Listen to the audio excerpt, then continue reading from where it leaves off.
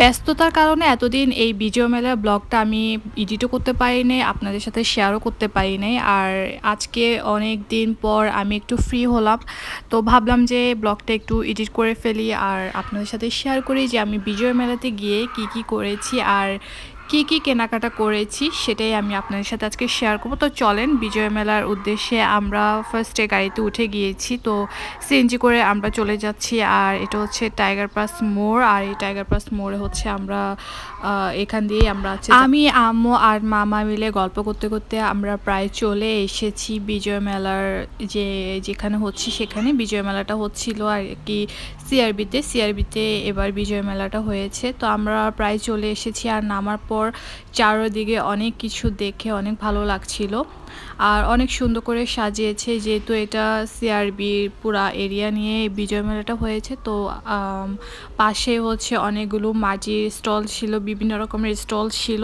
আর আমি তো মেলায় যাই শুধু মাটির স্টলগুলোতে ভিজিট করার জন্য, কি কি মাটির নতুন নতুন কালেকশন এসেছে আর আমি সেগুলো থেকে একটা একটা কিনে ফেলবো, আমি সেই উদ্দেশ্যে আসলে যাই। আর আমার কিন্তু এখানে চোখটা আটকে যায় যখন আমি মাটির এই জিনিসগুলো দেখি। আমার মাটির জিনিস অনেক বেশি পছন্দ, মানে কি বলবো, আমার ইচ্ছা করে যে আমি মাটির সব কিছু কিনে নিয়ে আসি বাসায়, মানে পুরো দোকানটাই উঠাই নিয়ে আসি, আমার এমন মনে হয়।